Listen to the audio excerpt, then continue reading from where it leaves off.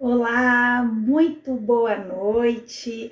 Muito prazer em estar recebendo você aqui ao vivo comigo, num sábado, comigo e com a Cris Trentin. Vamos falar muito hoje sobre idoso, os principais cuidados do idoso, principalmente na ação analgésica, né, nos fármacos, que cuidados nós temos que ter para ser um farmacêutico melhor. Hoje a farmácia está mudando, a era da farmácia está saindo da precificação. O que é a precificação, pessoal? Precificação é que antes se disputava muito desconto e hoje as grandes redes têm desconto para fármaco. E hoje, o que se vê como melhor trabalho de fidelização do cliente, do paciente?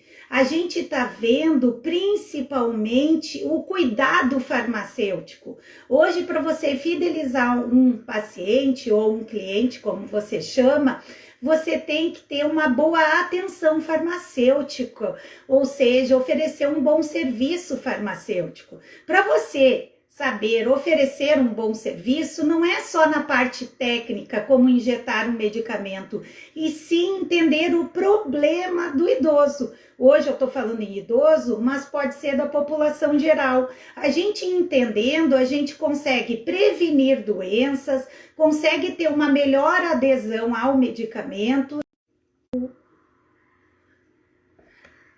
Caiu um pouco a conexão, voltou, né? Coisas de live, mas a fidelização voltando ao paciente, a gente consegue obter uma melhor performance cuidando dele, prevenindo de doenças e também fazendo uma melhor adesão ao tratamento. Ou seja, vamos fidelizar o paciente, oferecer uma cadeira, um copo d'água, cuidar maior, né, da medicalização. Hoje, quando a gente fala em idoso, o que a gente tem? A gente tem uma população diferenciada. E essa população diferenciada, ela está diferenciada fisiologicamente, com efeitos no sistema cardiovascular, endócrino, no sistema neurológico, né? Então a gente tem que ter cuidados. Quando a gente fala de medicação, a gente pode estar falando de intoxicação e não só tratamento. Às vezes, um simples chá como uma Vicpirena, algo assim, que ocorre? Às vezes uma intoxicação, que o paciente está achando que está tomando um chá e às vezes está se intoxicando porque está se enchendo de analgésicos por dores crônicas, somatiza e com isso ocorre uma intoxicação. Então, medicamento não é brincadeira. Medicamento a gente tem que cuidar com um olhar crítico e atenção, dar uma atenção farmacêutica. Então hoje eu chamo para vocês uma pessoa que entende, uma convidada muito entende da população idosa, tem uma vasta experiência e vamos ver se ela já está ali na tela para a gente já acenar para ela e já tirar algumas dúvidas e trazer, né, mais novidades para nós farmacêuticos nos tornarmos mais perito no idoso. Vamos lá ver se a Cris entrou. Boa noite a todos.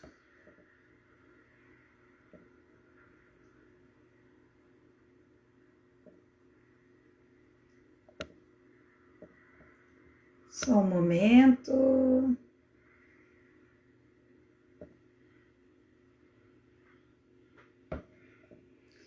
Conexão tá caindo, mas vamos lá, gente. Essa live vai ser especial. Vamos ver, vamos esperar. A Cris não entrou ainda. Hoje, só para a gente ter ideia, no Brasil, a gente tem 29,9 milhões de idosos. 29,9 milhões representam uma população acima de 60 anos, certo? Vamos lá.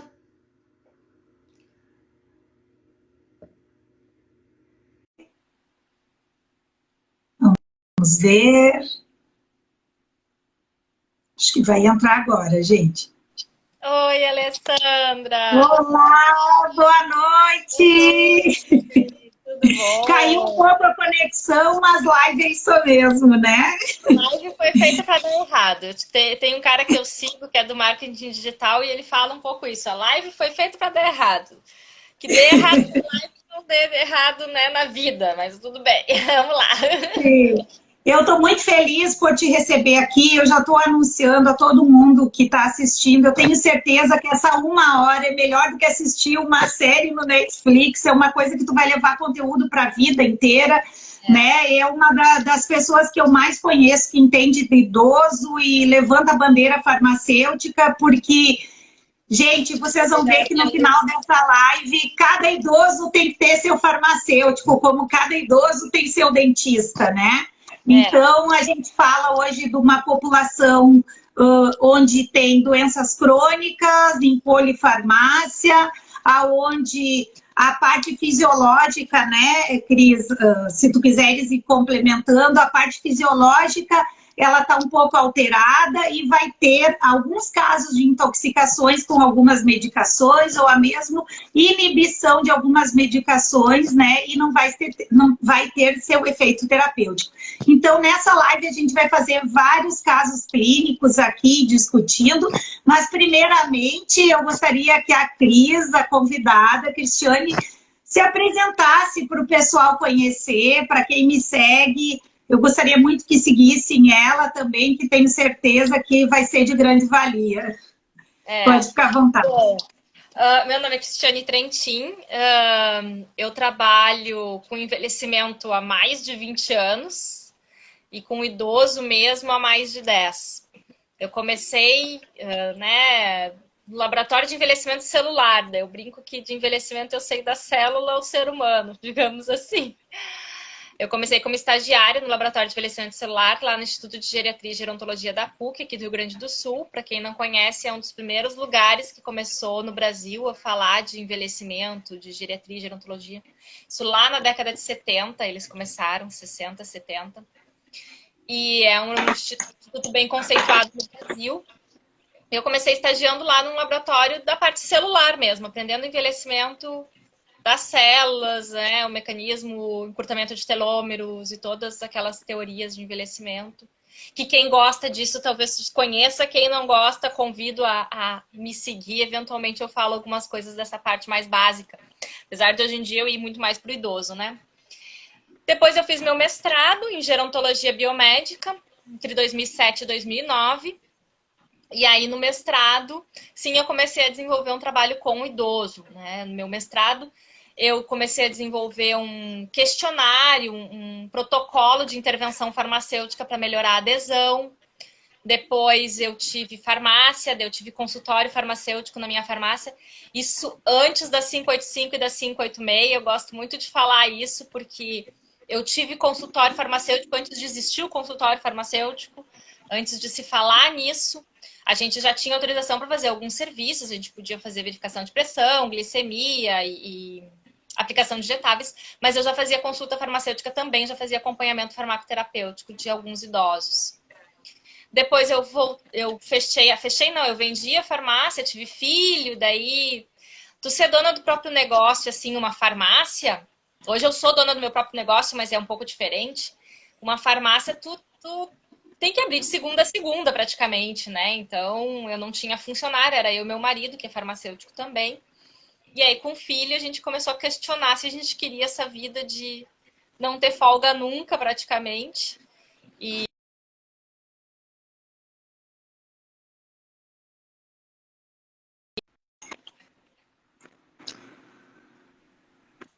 a internet, voltou. A internet parece que deu uma falhada. Aí, ajudei a montar uma grande rede de farmácias, ajudei a montar os serviços farmacêuticos deles e o consultório farmacêutico deles. Uma grande rede aqui do Rio Grande do Sul. Depois saí e comecei a ser uma farmacêutica autônoma, né? Atendendo idosos, que é a minha especialidade, que é o que eu me especializei, mas de forma autônoma, atendendo a domicílio. E agora, mais recentemente, estou montando meu consultório farmacêutico. Autônomo, fora de farmácia. Consultório mesmo.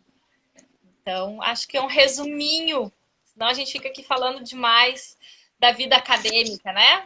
Da vida sou professora de pós-graduação, já dei bastante aula por aí, já dei bastante curso de cuidador de idoso também. Mas... Cris, o que tu acha hoje? Como eu estava falando, a população idosa, hoje o serviço está sendo diferenciado, né? Hoje a gente está saindo da precificação das farmácias para o serviço, ou seja, uma nova era farmacêutica. E tu acha que o farmacêutico ele está preparado para essa nova era? Ou seja, será que só saindo com diploma ele é preparado? Infelizmente, eu acredito que não. Talvez esteja preparado para alguma coisa mais básica, mas mesmo assim, muitos farmacêuticos têm medo, têm receio. A gente sabe, né, Alessandra, isso não é de hoje. A faculdade não nos prepara para a profissão. Ela muitas vezes esquece de nos preparar para o balcão da farmácia, né? Esquece de nos preparar para o mercado de trabalho real. E às vezes nem um curso de pós-graduação vai te preparar para o mercado de trabalho real. Às vezes é conversando com outro colega que já está aí no mercado e que já tem uma ideia de como é esse ritmo e como é essa vida que pode te preparar. Mas mais que isso, eu acho que para atender idoso, definitivamente a gente não está preparado. É como tu começou na live falando, né? Tem muitas alterações farmacocinéticas que acontecem no idoso e que realmente alteram o funcionamento dos medicamentos. E aí eu vejo muito colega farmacêutico prescrevendo, né, medicamentos inapropriados para idoso, prescrevendo em dosagens inadequadas, em posologia inadequada, porque em alguns medicamentos no idoso, eles ficam mais tempo, o tempo de meia-vida deles é maior. Então, em vez de usar de 6 em 6, tem que usar de 8 em 8. Em vez de usar de 8 em 8, tem que usar de 12 em 12. Mas só tu conhece... Mas isso não está escrito na bula. Isso não está escrito... Não é fácil de encontrar essa informação. É só tu conhecendo realmente o mecanismo de ação do medicamento e o metabolismo do idoso e as alterações que acontecem com o envelhecimento que tu vai fazer essa associação. Qual que eu tenho que mudar, qual que eu tenho que diminuir a dosagem, qual que eu tenho que aumentar a posologia, qual que eu posso prescrever, qual que eu não posso prescrever para o idoso. Cris, uma ideia muito... Foi muito bom tu tocar nesse termo, assim, de tipo, a dose não é a mesma. E é difícil tu pegar um livro onde tem a dose, né? Então, por exemplo, hoje, se tu chegar numa farmácia, ai, tô com dor... paracetamol, dipirona. Só que paracetamol e dipirona são as principais intoxicações hoje de analgésicos. A gente pensa que um simples paracetamol e uma dipirona não poderia dar uma intoxicação. E hoje, por que não se pensa na dose, em vez de 750 miligramas para o idoso, se pensa na de 500, como se pensa para gestante? Hoje, falando dessas alterações fisiológicas, né? A própria secreção gástrica, o próprio metabolismo. Vamos pensar em paracetamol, agora eu lembrei. O fígado, né? O fígado ele já está com outro metabolismo, está com outra velocidade. Ele não está mais 100%, né? E a gente sabe que o paracetamol ele é muito hepatotóxico, ele necessita de um fígado 100% para ele ser metabolizado rápido. Então não vai poder tomar 4 vezes ao dia o paracetamol. E aí tá com as intoxicações. Então a gente tem lido, eu tenho lido bastante, você também, pega um chazinho ou um relaxante muscular que já tem aquele analgésico, né? Ou anti-inflamatório. Daí já soma, não, mas eu vou tomar esse relaxante que não faz mal. Não, o senhor toma isso aqui, vai resolver. E daí vai lá e já tá tomando paracetamol ou a dipirona. Agora... Entende? Vai somatizando aquilo e vai intoxicando. Tu falou nos relaxantes musculares e eu me lembrei. Não sei se vocês viram, mas tem um idoso que era o vovô do TikToker. Caiu em casa no banheiro, morreu por causa de uma queda. Agora, morreu um grande pianista brasileiro. Não sei se vocês viram as notícias, mas assim, saiu só em notícias da internet que eu sigo e tal. Não saiu em notícias... não saiu em notícias da televisão. Tipo, eu não vi na televisão. Nacionais. Eu não vi na televisão. Eu vi só em notícias da internet que eu tenho essas notícias assim. Mas era um grande pianista brasileiro que morreu devido a uma queda. Aí eu fiz esses tempos uma enquete no meu Instagram, perguntando se as pessoas conheciam... Acidente doméstico, né? Se conheciam idosos que tinham caído. todo mundo conhece um idoso que já caiu. O pai da minha colega morreu porque caiu da escada, entende? Uma coisa... E o relaxante muscular aumenta muito o risco de queda. Mas assim, enormemente o risco de queda. Não só porque ele relaxa a musculatura, e aí a pessoa, na queda, acaba não conseguindo se proteger adequadamente, porque está relaxada a musculatura, então ele não consegue fazer aquela firmeza de proteção para proteger os ossos e não ter uma fratura, mas também porque ele dá sonolência, ele diminui os sentidos no idoso. E o idoso já toma outros medicamentos que também diminuem os sentidos, que também podem dar sonolência. E o idoso não tem muitas vezes essa noção que ele não pode se levantar e sair caminhando. Ele tem que se levantar, esperar um pouco, aí sair caminhando. Ele quer fazer as coisas rápido como era novo. Com a velocidade. E na verdade o organismo dele precisa de um tempo para adequar a nova postura, né? Do deitado para o sentado, do sentado para o em pé. Ele precisa de um tempo para se adequar a essa nova postura para depois ele poder caminhar e não ter tanto esse risco de queda. Então, assim, o que eu vejo muito é isso.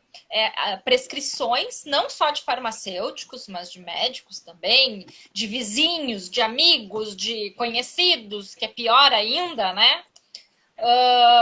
Inadequadas, com medicamentos que aumentam o risco no idoso, que aumentam o risco de queda. A dipirona, a gente sabe que pode baixar a pressão. Tem muito idoso que utiliza já antihipertensivo. Se baixa mais a pressão, corre o risco de queda. Agora sim, não tirem o medicamento da pressão para dar dipirona, pelo amor de Deus. Não deem dipirona, tá? Uma outra coisa, agora, esse tema a gente podia passar a noite inteira falando, né? Quando tu falou ali a dipirona, outra interação medicamentosa perigosa é a dipirona com a varfarina. Pode dar, eles brigam, competem por aquelas proteínas plasmáticas e a varfarina fica livre e pode dar risco de hemorragia. Risco de sangramento. Então, assim, ó, tem alterações. Então, assim, por que eu te convidei para falar do idoso? Porque eu acho que é a principal população hoje que vai às farmácias, é a principal consumidora de medicamento, é a nossa preocupação. Em 2050 a gente vai dobrar, mais que dobrar o número de idosos. A previsão é que hoje a gente tem em torno de 30 milhões, vai para 68,8 milhões, é a previsão, né, que se dá. E o que ele tem? Doença crônica, polifarmácia, que é muitos medicamentos ao mesmo tempo, e a nossa preocupação, por isso que eu digo, gente, todo idoso tem que ter um farmacêutico. E assim, eles são muitos médicos, né? E nem sempre eles contam. Ou o médico se lembra de perguntar o que o outro médico prescreveu. Então a gente às vezes encontra duplicidades terapêuticas, não necessariamente o mesmo medicamento, mas um médico prescreveu enalapril, o outro prescreveu captopril. É o mesmo mecanismo de ação, duplicidade terapêutica. Então, assim, tem essas questões que vão em mais de um médico, aí às vezes um médico prescreve uma coisa que interage fortemente com o que o outro prescreveu e o outro não está sabendo. E aí essas coisas têm essa interação forte. Além de muitos médicos, o idoso gosta de se automedicar. Gosta de tomar um medicamento por conta própria. Não só medicamento, gosta de tomar um chazinho por conta própria, que é um remédio. Não deixa de ser um medicamento, né? A gente determina que remédio é diferente de medicamento. Não sei se tem muitos leigos aqui nos assistindo, mas remédio é qualquer coisa que te ajuda a se fazer bem, e medicamento, sim, é aquilo que está lá, que a indústria farmacêutica manipulou e tal, e fez o medicamento. Então, chás seriam mais como remédios, né? Mas eles têm efeito adverso, eles têm interações medicamentosas, eles podem piorar a situação de um idoso. Chá simples, chá de camomila. Chá de camomila aumenta o efeito de anti-inflamatório. Chá de camomila aumenta o efeito de medicamento para dormir, até porque ele é calmante, né? Chá de camomila aumenta o efeito da varfarina, faz a varfarina, aumenta o risco de sangramento. Então é importante pensar nessas questões. O pessoal está interagindo aqui, ó, medicamentos para Parkinson, Alzheimer também podem baixar a pressão arterial. né? Também fora os da hipertensão, isso aí, além dos da hipertensão. Aí o cardiologista dá um medicamento para hipertensão e o neurologista dá o pro Alzheimer, coisa, baixa mais ainda, e aí não consegue entender por que a pessoa está caindo, por que a pessoa está ficando tonta. E Cris, sabe uma coisa que está me preocupando? É que estão falando que vão retornar com alguns medicamentos para o mercado. Estão querendo voltar que nem os Estados Unidos, que tem a drugstore, né? Assim, junto a alguns MIPs. E imagina, daí coloca aqui no Brasil, do lado da farinha, vai lá e compra um paracetamol como se fosse. E a outra grande preocupação... Exatamente, imagina se ficar dentro do supermercado, estamos ralados. E a outra preocupação que me chama atenção é com as propagandas. Claro, a indústria farmacêutica tem que fazer a propaganda, tem sim. Só que o brasileiro, ele tem a cultura diferenciada, ele acha que ele entende do medicamento. Então, por exemplo, tome esse relaxante muscular, a vizinha indica, o outro, não, já tomei isso há 10 meses atrás, vai me fazer bem. Então, essa cultura diferenciada do brasileiro é que me preocupa.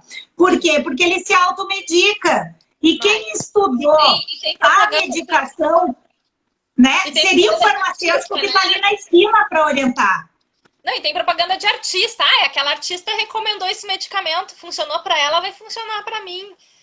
Pô, artista não é farmacêutico, não é médico, vamos combinar. Né? Agora tem uma pergunta aqui, teria que um farmacêutico que interagisse com os médicos. Não teria que ter, os farmacêuticos interagem sim com os médicos, não consigo entender o nome, Dirley Geisler. Bom, tá? Os farmacêuticos dentro do hospital interagem bastante com os médicos. Eu interajo absurdamente com os médicos, né? Na ILPI que eu trabalho, ILPI, Instituição de Longa Permanência de Idosos, tá? Instituição de Idosos, que é aquele termo antigo, asilo, não se usa, casa geriátrica, esses termos não são os termos corretos. O termo correto é ILPI. Então, se eu falar que ILPI vocês não souberem, me chamem que eu respondo de novo. ILPI é o antigo asilo. Bom, eu atuo numa ILPI e a médica que atua lá, ela praticamente, dificilmente ela prescreve sem conversar comigo. Dificilmente ela não... Esqueci de trancar a porta e agora veio uma visita aqui. Dificilmente ela não conversa comigo antes de prescrever. 2 visitas. E aí, deixa eu só levar eles para lá. Rafa? Ela tem 2 filhos, daí eles também estão querendo aprender farmacologia aos futuros farmacêuticos. Tu fica quietinho então aqui? Fica quietinho, então. A Dirley está falando só que não tem um médico que coordene todos os medicamentos. O que ela está falando é dessa polifarmácia. Um dá uma coisa, outro, um é contrário. O farmacêutico poderia fazer essa coordenação dos medicamentos.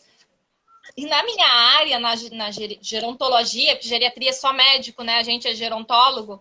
Na minha área, os geriatras fazem muito bem isso. Eles costumam pedir para o paciente vir com toda a sacolinha de medicamentos para consulta. E aí eles analisam todos os medicamentos que aquele idoso está utilizando. Claro que eles também têm limitações, eles também não sabem todas as interações, todas as reações adversas. Eu vou trancar a porta para eles não entrarem de novo.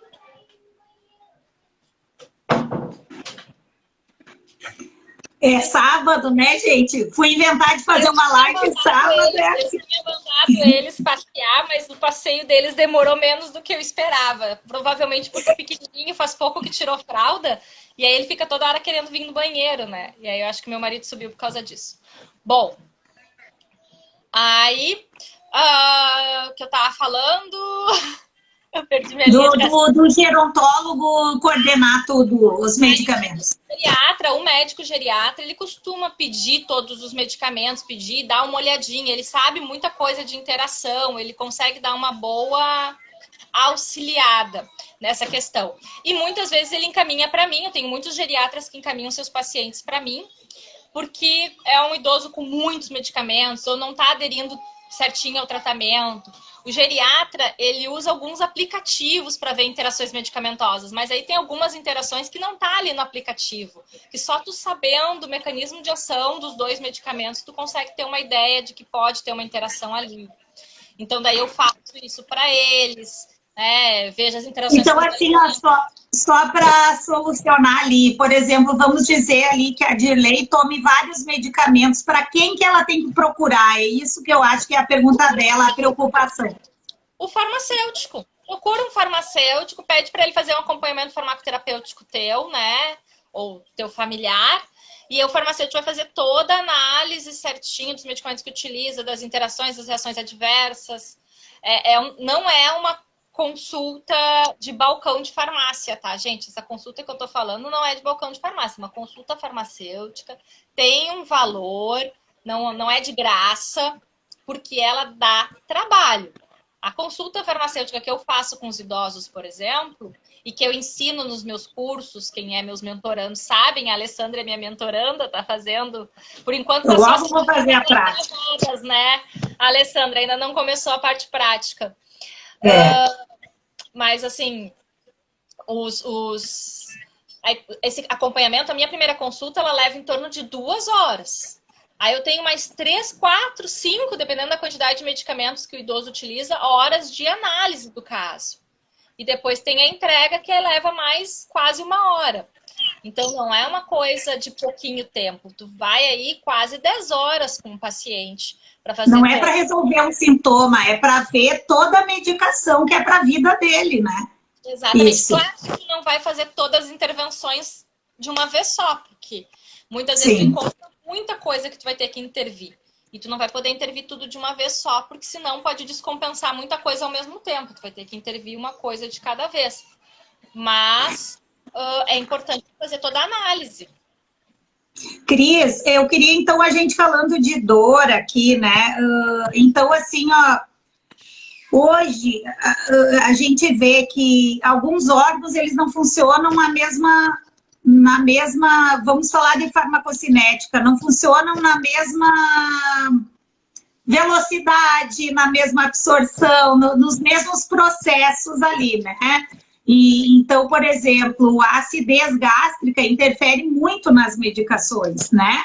E o idoso, o que ele tem? Ele tem lentificada algumas absorções de medicamento, ele tem menos ácido no estômago. Tendo menos ácido no estômago, alguns medicamentos ácidos, eles não são absorvidos na mesma velocidade.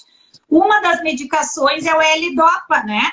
Ou seja, a levodopa, né? Então, a levodopa, que é para Parkinson, às vezes, se tu fez uma dieta com muita proteína, vai inibir a absorção da levodopa. E, às vezes, o paciente que se alimenta, faz a dieta só comendo carne e tal, ou mesmo a diminuição da acidez do estômago, às vezes vai ter que fazer com que aumente a dose dele. E, às vezes, pode se tornar tóxico. Então, tudo isso tem que ser visto com o farmacêutico, né? O intervalo das doses. Apesar da absorção do idoso muitas vezes ser menor em alguns medicamentos, dificilmente a gente aumenta a dose, porque a distribuição, o metabolismo e a excreção também se modificam muito. E acaba essas outras questões, distribuição, metabolismo e excreção, compensando e indo além da diminuição da absorção. E no idoso a gente sempre fala, quanto menor a dose, melhor. Começa bem, dose mais baixa possível, e vai aumentando bem devagar. Então, o idoso tem uma expressão em inglês que agora me fugiu, que acho que é slow and start não sei o que. Comece pequeno, comece e vá devagar. Comece pequeno e vai devagar. Comece dose baixa e vá devagar. Seria mais ou menos a tradução essa, mas agora me fugiu. Cris, uma coisa que me chama muito atenção. Antes a gente falou em relaxante muscular, agora a gente falou, também está falando em outras medicações. Os efeitos anticolinérgicos. Então, assim, ó, medicamentos como antidepressivos, né? Quando o idoso... Geralmente, idoso toma antidepressivo, né? Muitos deles. Relaxantes musculares, anti-histamínicos, né? Vai tomando os efeitos anticolinérgicos de um no outro e o risco fica cada vez maior. Então, para o farmacêutico que está assistindo aqui, gente, trazer assim, ó, prestar atenção. Retenção urinária, constipação intestinal, sonolência, às vezes taquicardia reflexa, diminuição da cognição, boca seca, visão turva. Alzheimer, e não é início de Alzheimer nada, esse excesso de medicamentos muitas vezes desnecessário, né?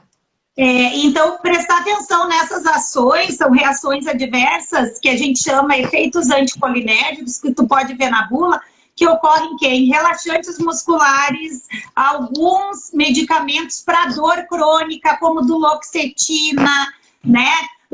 Antihistamínicos, prestar bem atenção. E eu queria, Cris, que tu falasse hoje, você que teve consultório farmacêutico, foi uma das pioneiras, você teve também trabalho em ILPI, treina os farmacêuticos para idoso. Quais são as principais dores e inflamações, as queixas do idoso?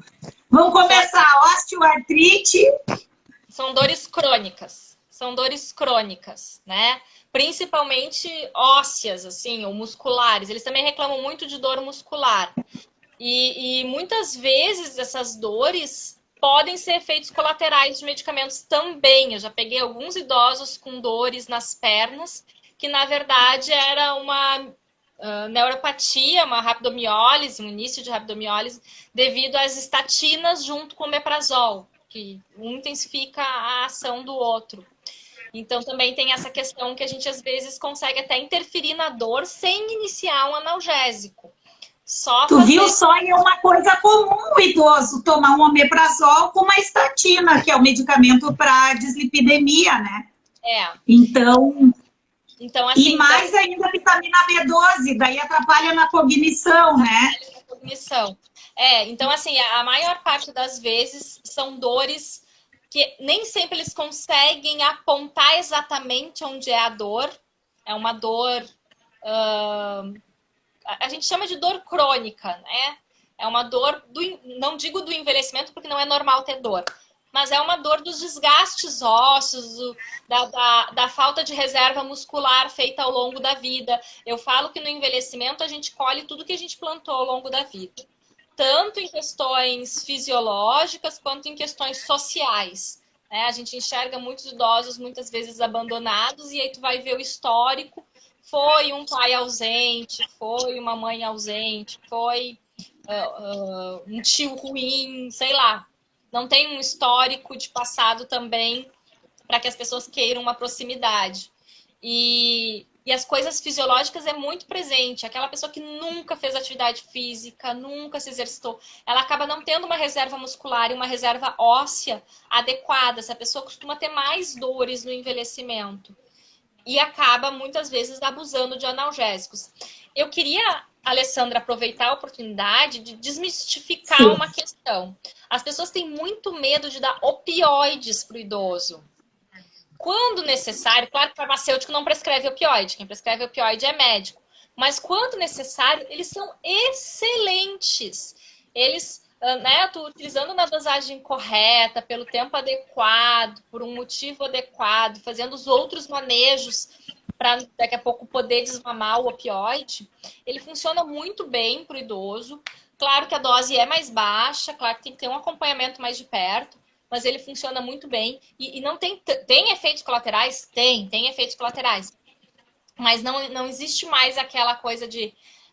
quando eu estou dando morfina é porque eu quero matar a pessoa por depressão respiratória. Não!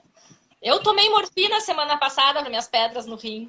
Semana passada era para ser a nossa live e a Alessandra não estava muito bem, desmarcou. E bem na hora da nossa live eu comecei com uma crise renal. Eu pensei, graças a Deus, Alessandra! Não eu passei mal antes, depois você. E eu digo, a gente ia fazer. Que bom que nós desmarcamos, né? Desmarcamos, né? Então, é muito comum, assim, eventualmente, se necessitar de usar a morfina, e se usa numa dose adequada, numa dose baixa, ela não causa problema nenhum. A gente tem uma pergunta aqui, ó. Exatamente, sofri 3 anos de câimbras nas pernas, troquei acho que é a estatina, e acabou as dores nas pernas. Só que ninguém me alertou disso, eu descobri sozinha, mandaram eu procurar um médico de pernas. Tu não faz ideia de quantos idosos vão em vascular investigar se não estão com algum início de trombose, com alguma coisa, e na verdade é só uma questão de estatina ou de algum outro medicamento que pode causar esse problema de dores nas pernas. Inclusive, o omeprazol também causa dores, às vezes, associado com outros medicamentos, pode causar dores ósseas nos ombros também. Eu já vi isso na minha prática clínica, tá? Eu já vi alguns idosos reclamando de dor no ombro, e aí eles param o omeprazol, a dor passa. Milagrosamente. E às vezes um outro problema. Pois é. Para tirar a dor, o anti-inflamatório ataca o estômago, daí aumenta um omeprazol, porque o anti-inflamatório tá dor de estômago, e aí tá com dor, né? Então, às vezes, vira uma... Não é nem uma cascata iatrogênica, vira uma roda iatrogênica, né? Toma um remédio para tirar o efeito colateral do outro. Uma questão assim também. O anti-inflamatório é super inadequado para idoso também, tem que tomar muito cuidado, dá muito problema de falência renal. Eu ia tocar agora nos anti-inflamatórios. Uma coisa que acontece muito, idoso, ele fisiologicamente, ele produz um hormônio, ele diminui a produção do hormônio antidiurético. Então, aumenta a PA, né? Ou seja, fisiologicamente a tendência é aumentar, retém líquido. O que o médico dá? Diurético, ok, tudo bem. Diurético faz perder sódio e além de outros íons. Então, mas o que também é orientado? Diminui o consumo de sal. E acaba que a pessoa, o idoso, vai ter hiponatremia. E daí começa com tontura e tal. Tu já pegou casos assim em que baixou muito o sódio? Sim. Poderia contar para nós? Sim, inclusive caso na família, mas que daí eu posso até contar mais tranquilamente. Ela acabou indo internar no hospital por causa da... E ela tomava muita água, ela tinha uma preocupação de tomar muita água também, então diminuiu o sódio, estava usando diurético, aumentou o consumo de água e ela ficou com uma hiponatremia grave, foi parar no hospital, teve que ficar acho que 2, 3 dias até regular a pressão, com arritmia cardíaca, com outras questões também. E era uma pessoa da minha família, assim, quando eu fiquei sabendo do caso, eu fiquei, meu Deus, eu podia ter intervido e não percebi, não fiz, né, não tive... Não cheguei a fazer a intervenção farmacêutica com ela, né? Não era uma pessoa que tinha me solicitado a intervenção farmacêutica. Então, acontece, não é incomum. Mas não é, né? Não é incomum. Mas os idosos que estão mais bem cuidados, mais bem olhados, que são acompanhados por geriatras, já é mais difícil disso acontecer, porque a gente já tem uma visão sobre isso, para que isso não aconteça, né? E, Cris, outra coisa assim, ó, a gente falando fisiologicamente, de novo, o idoso, o que ele tem? Ele tem menos água no corpo, comparado a, por exemplo, uma criança, ele tem 70% do peso corporal é água. No idoso já cai para 52%, ou seja, bem menos. Então, o que quer dizer, farmacêuticos? Que, no caso, as drogas hidrofílicas, eles têm menos de distribuição. E o idoso, ele tem aumento da massa gorda, ou seja, as drogas lipofílicas, aquelas que atuam mais no sistema nervoso, os opioides e tal, eles são mais distribuídos. Tu poderia contar alguns casos clínicos relacionados a isso, algumas experiências tuas? No caso das drogas hidrofílicas, né, acaba se concentrando no organismo essas drogas, e aí isso pode acarretar uma certa toxicidade, mas é uma toxicidade a curto prazo. Tu tira a droga rapidamente, tu consegue diminuir esse problema. Já as lipofílicas é um pouco mais complicado, porque elas se acumulam na gordura. Então, mesmo que tu retire o medicamento, vai demorar vários dias para ele sair completamente do organismo, porque o tempo de meia-vida dele se prolongou e aí acaba, obviamente, tendo um acúmulo. Ela fica tóxica também por um acúmulo desse medicamento. Por exemplo, diazepam. diazepam num adulto normal, assim, nós tomamos o diazepam hoje, não tomamos de novo, ele demora 72 horas para ser completamente eliminado do nosso organismo. 72 horas é 3 dias. No idoso, ele leva em torno de 10 dias para ser eliminado do organismo. Só que a gente toma todo dia. Então, é como se o idoso tivesse com 10 doses. Se ele demora 10 dias para ser completamente eliminado, ele fica com 10 doses dentro do organismo. Sempre. Imagina. E aquele idoso que é desnutrido, vamos falar de desnutrição, né? Só que a gente tem que focar nos anti-inflamatórios e hoje nos analgésicos. É que idoso é tão bom de se falar, que é tanta intervenção, né? É a casa do farmacêutico, né? O idoso desnutrido, desidratado também, ele tem uma diminuição das proteínas plasmáticas, principalmente da albumina. Muitos medicamentos, muitos anti-inflamatórios, muitos analgésicos se ligam nas albuminas para serem distribuídos no organismo. Então, se ele tem uma diminuição da albumina, ele vai ter uma menor ligação à albumina, ele vai ter mais fração livre, e é a fração livre que faz efeito.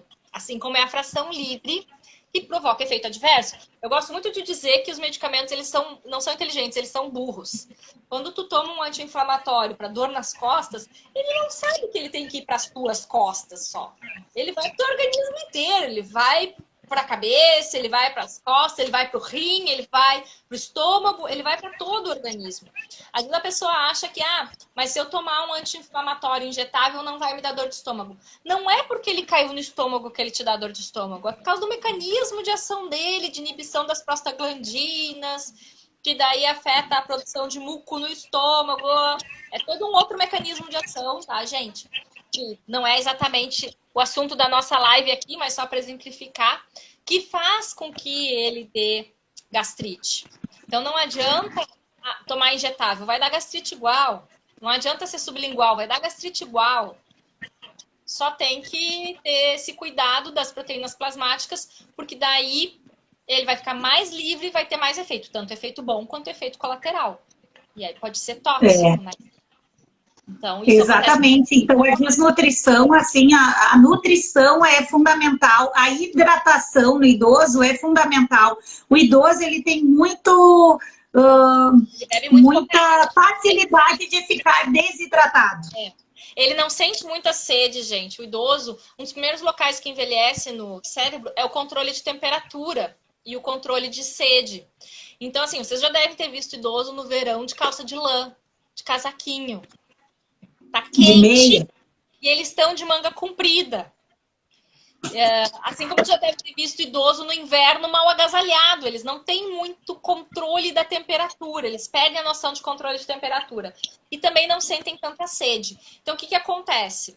Ele acaba suando muito no verão, porque ele se agasalha mais do que deveria. Qualquer vento ele acha que é frio. Então, ele sua muito. E bebe pouca água. Então, ele desidrata muito facilmente no verão. Aqui no Brasil não é tão comum. Mas na Europa morrem muitos, não digo milhões, mas milhares, mais de 1000 idosos nos verões de lá. Sempre. Porque deve ter hipertermia, né? Sempre tem caso de idoso que morre por hipertermia, ou seja, porque ficou quente demais e por desidratação. Porque eles moram e nem percebeu. Muitas vezes eles moram sozinhos, as casas lá têm isolamento térmico, então ficam mais quentes ainda do que as casas daqui. Lá eles não têm costume de ter ar-condicionado, porque lá eles se protegem mais do inverno do que do verão. Então eles acabam não se dando conta que está muito quente dentro de casa, não se dão conta que estão suando, não bebem água e moram sozinhos. E aí acabam morrendo de desidratação, hipertermia. Então não é isso acontecer. Aqui no Brasil é um pouco mais raro, mas também já vi acontecer alguns casos noticiados de idoso que passou mal. Cris, então assim, já que a gente está falando do idoso, nessa parte de dor, ele tem muita dor crônica, fibromialgia principalmente, né? Uma das... fibromialgia, herpes zoster, eu tinha anotado, só que eu não tô com as minhas, no fim não botei minhas anotações aqui. Herpes zoster, eu queria alertar o pessoal da herpes zoster, é comum no idoso e existe vacina que previne contra a herpes zoster. Infelizmente o SUS não dá a vacina do herpes zoster, tem que pagar, mas idoso que tem condição financeira, vale a pena, façam a vacina para herpes zoster, porque é muito comum o idoso ter. E, mas aí é só tratar com ciclovir, Não, herpes zoster lesiona os nervos e a pessoa Nervos e da dor neuropática. sempre. A pessoa passa a ter dores crônicas depois da herpes zoster, passa a ter que usar gabapentina, ou pregabalina, ou algum medicador desses que teoricamente não são muito, mas hoje em dia se usa muito eles, né, como auxiliadores nas dores. Então... E, Cris, o que tu falaria hoje para os farmacêuticos, assim, de particularidade? Seja ele... Eu acho que vamos falar 2 exemplos. Farmacêutico que atende no balcão.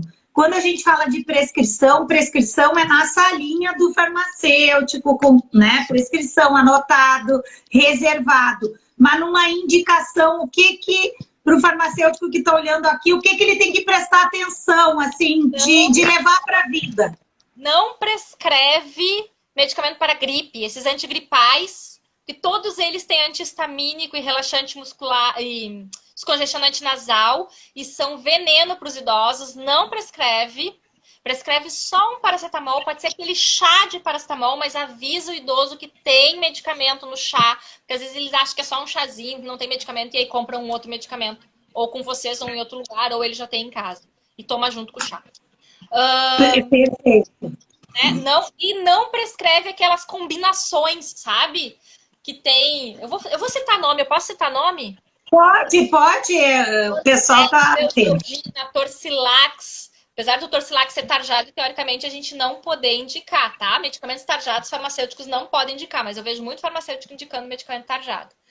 Porque eles têm relaxante muscular, a neosaldina tem isomeptemo, que não é adequado para o idoso também. Cafeína não é muito adequado para o idoso, é preciso ter cuidado. Então, alguém está falando aqui pacientes idosos, hipertensos e diabéticos que utilizam glicocorticoides injetáveis para aliviar a dor. Não é adequado o glicocorticoide para idoso diabético, piora, né, a condição, pode dar uma crise hiperglicêmica, piora também a pressão. Então, mas é mais tranquilo, digamos assim, se ele fosse só hipertenso usar um glicocorticoide do que ser hipertenso e diabético usar um glicocorticoide. Então, não glicocorticoide assim para dor, a la louca. A gente tem hoje em dia coisas muito mais seguras. Ácido ascórbico, a Karen está me perguntando sobre ácido ascórbico, pode. Ácido ascórbico não é para dor, mas tudo bem, vou responder. Não dá suplementação de ácido ascórbico para idoso, tá? Eu não recomendo suplementar. Dá o suco de laranja, suco de limão, suco de tangerina, suco de acerola. Por quê? Porque o ácido ascórbico pode acidificar a urina, e no momento que ele acidifica a urina, ele interfere na eliminação de todos os outros medicamentos que o idoso utiliza. Alguns acabam sendo eliminados mais rápidos e outros acabam sendo eliminados menos. E mais eu que tenho pedra no rim, sei, ácido ascórbico aumenta o risco de pedra no rim. Eu acho que hoje, para a gente lembrar, cuidado com queda, sonolência, né, dos medicamentos para dor. Tem uns, por exemplo, os antidepressivos, né, para fibromialgia e tal, eles causam sonolência. Ou uma fluoxetina mesmo, interfere na parte gástrica, pode dar uma gastrite no idoso. Então tem que ficar de olho, gente, principalmente no início do tratamento, como tu falou, devagar, dose baixa, né, e observando. Assim, o farmacêutico que está ali no balcão da farmácia, cuidado com o que vai indicar para o idoso. E sempre, sempre, sempre pergunte se é para aquela pessoa. Porque ainda mais agora na pandemia, os idosos, eles não estão indo na farmácia. Eles estão mandando outras pessoas comprarem as coisas para eles. Então acaba que essa outra pessoa vai comprar e não fala que é para o idoso que está em casa. E aí, se tu supõe que é para ela, tu pode acabar indicando uma coisa que não deveria. Então, pergunta para quem que é a indicação, pergunta que outros medicamentos a pessoa toma, pergunta se a pessoa tem alergia a alguma coisa, se a pessoa é asmática. Ah, ela falou aqui que ela me perguntou da vitamina C por causa dos antigripais que eu falei, que daí ela acaba indicando vitamina C. Não indica mais vitamina C, tá? Indica, assim, idoso não precisa trabalhar. Então, indica cama, água, sopa e um paracetamol. Um paracetamol para febre, para dor, basta. Piorou, vai procurar um médico, vai ver se não precisa tomar um antibiótico, se não tá, né, uma pneumonia, alguma questão assim. Essa história de ficar se medicando com dipirona toda hora também não dá, né? Dá aplasia de medula, da diminuição de leucócitos, Leucócitos e tal, também é perigoso. E infecções, tu indicar dipirona. Dipirona eu indico mais para dor. Quando é uma coisa mais de dor, eu indico dipirona. Quando é uma coisa de gripe, eu indico paracetamol. E sempre perguntar se e cuidar a dose de paracetamol, se puder ser no idoso. Imagina um idoso de 80 anos, tem que dar 500. 500 miligramas, tá, gente? E de 8 em 8 A dose tóxica é muito menor do que no idoso, no adulto normal, que a gente fala 4 gramas. É muito menor, então não é 4 vezes ao dia um paracetamol, né? Cris, eu acho que a gente está chegando no final, mas eu queria te perguntar mais algumas coisas, alguma estratégia, então, para tratar o idoso, algo que tu lembre que vá fortificar os farmacêuticos. Paracetamol 500 miligramas até pode ser de 6 em 6 horas, mas por muito poucos dias, tá? O ideal é de 8 em 8. Tá, feito parênteses. Tu me perguntou uma estratégia... Tem alguma estratégia que pode beneficiar o idoso hoje, né, com essa, tipo, o grande avanço nas farmácias do serviço farmacêutico, algo, né, porque os principais consumidores são os idosos. Eu acho que esses serviços farmacêuticos, o acompanhamento farmacoterapêutico tem que ser indicado para o idoso. Claro que o farmacêutico tem que ter um conhecimento sobre isso, vocês têm que se qualificar. Não estou querendo fazer propaganda do meu curso, mas já fazendo, né? Eu tenho meu curso. Fica à vontade, fica à vontade. Com essa questão, eu tenho 3 cursos, mas um deles que é o sobre acompanhamento de idoso, que daí eu ensino bem como que é o acompanhamento do idoso, como com mentoria, tudo, né? Mentoria, tudo, né? Esse é o mais completo, digamos assim. Idoso com dor crônica, o que você sugere? Eu sugiro, né? A gente está misturando as coisas, né? Tô tentando fazer um pouco de tudo. Dipirona. Idoso com dor crônica, tu pode usar dipirona, 500 miligramas, de 8 em 8 horas, e consultar um médico de dor crônica, para daqui a pouco ele avaliar e iniciar uma pregabalina, uma gabapentina, alguma outra coisa e poder tirar a dipirona. Porque usar para sempre dipirona não dá. Tá? Isso que eu ia dizer. Então, assim, ó, também agora já falando, né? Eu tenho meu curso de dor, que logo, de novo, eu vou... Amanhã vai ter outra live pós-Covid. E aí, Farma, o que se faz na dor pós-Covid? Já falando às 8 da noite. E tem o meu curso de dor, que eu falo também especial para o idoso. Mas como a Cris já falou, respondendo... A dipirona é para dor, mas não é para tratar a dor crônica. É uma dor que tu não aguenta, uma dor aguda ou algum episódio de dor crônica. Dor crônica se trata com medicamentos que os neurologistas ou o médico da dor vai dar, que é a duloxetina, a pregabalina em dose baixa, não na dose de convulsão, né? Também antidepressivos tricíclicos hoje já está sendo, né, como a amitriptilina, a nortriptilina está sendo diminuído. Então, hoje, para dor crônica, mais duloxetina e pregabalina. A amitriptilina não é muito adequada para idoso, ela tem muito risco de efeito. Muita sonolência. Ela tem... é muito complicado no idoso a amitriptilina, né? Da retenção urinária e da taquicardia. Isso, são os que a gente acaba usando. Eu falo a gente porque no fim eu faço parte de equipe interdisciplinar, né, gente? Eu trabalho numa ILPI que eu tô junto com médica, nutricionista, fisioterapeuta, educador físico, enfermeira, a gente trabalha muito junto. Então, sempre que eu falo, eu fico pensando nessa equipe. A gente prescreve tal coisa. Eu não prescrevo nada, quem prescreve é a médica, mas a gente está sempre discutindo os casos em equipe e acaba que as prescrições são em equipe também. A equipe toda acaba opinando, né? Eu, como farmacêutica que tenho conhecimento do medicamento, acabo opinando bastante. A médica me escuta muito, ela é maravilhosa, a médica da minha equipe.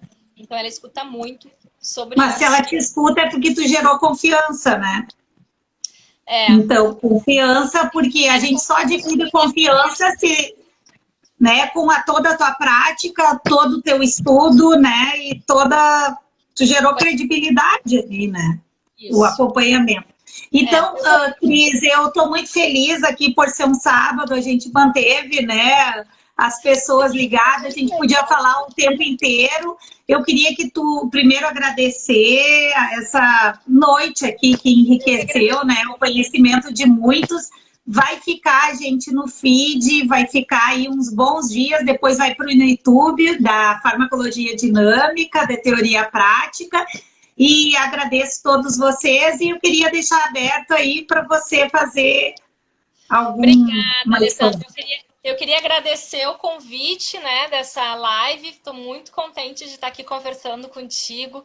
A Alessandra foi a pessoa que me estimulou a fazer a mentoria. Ela sabe disso, né? Ela veio me procurar querendo dicas e tal, e eu já estava pensando em montar um curso, alguma coisa, e aí eu montei minha mentoria. Então, assim, convido vocês a irem no meu perfil, Farmacris Trentin. Lá eu falo bastante de coisas de idoso, bastante de coisas de envelhecimento, principalmente focado para farmacêuticos. Como eu disse para vocês, eu tenho 3 cursos abertos. Um é a mentoria, outro é para quem quer entender mais de interação medicamentos-alimentos, que daí é para qualquer profissional da saúde. Vocês têm nutricionistas que vocês gostam, que vocês conhecem, vocês querem indicar para eles.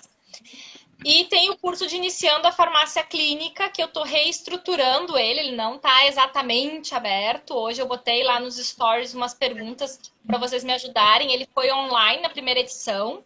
Então foram 4 domingos, a Alessandra participou também, assistiu. Foram 4... Excelente.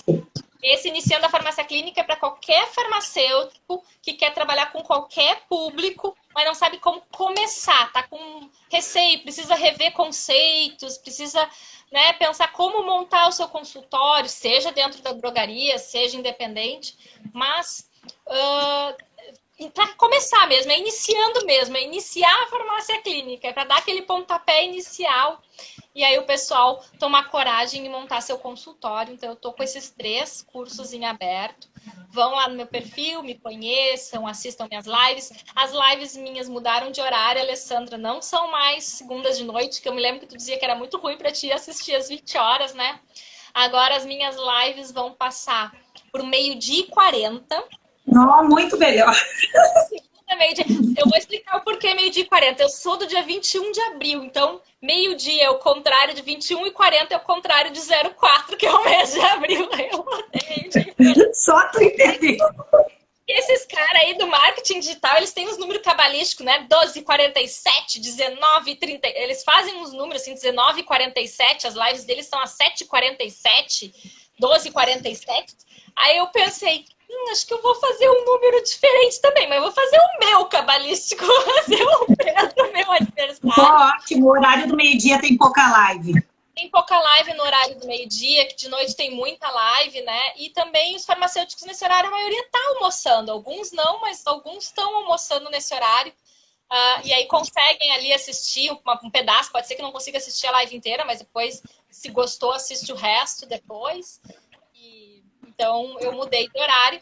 E a live de perguntas e respostas, que é uma live que eu dou meio que uma consultoria, assim, a pessoa vem com um caso clínico que ela tá com dificuldade, ou quer me perguntar qualquer coisa. E aí a gente conversa sobre esse caso, eu tento ajudar ela de alguma maneira ali, no máximo meia hora, de 15 minutos a meia hora, essa live de consultoria. Vai ser nos fins de semana, eu ainda não decidi se sábado ou domingo, mas eu gostei desse horário de sábado às 18 horas. Talvez eu ficar nesse horário de sábado às 18 horas. Essa é a minha outra Então, live. Cris, eu tenho muito a agradecer você, agradecer aí o pessoal que ficou até com a gente aqui, né, ligado num sábado, mas eu acredito que foi fundamental, aprenderam várias coisas. E amanhã, gente, eu tenho a live também de dor pós-Covid com uma farmacêutica amiga lá de Minas Gerais. E vamos lá, assistam às 20 horas. Um abração. E os meus seguidores que estão aqui, que não te seguem ainda, sigam a Farmacologia Dinâmica. Ela sabe muito de farmacologia, gente. Excelente professora, deu aula há muitos anos de farmacologia. Então, sigam ela, o curso dela é maravilhoso também. Com certeza cachorro já está anunciando a finalização da live. Um abração. Aqui também surgiu, ó. Então, um abraço, gente. Até mais. Um beijo.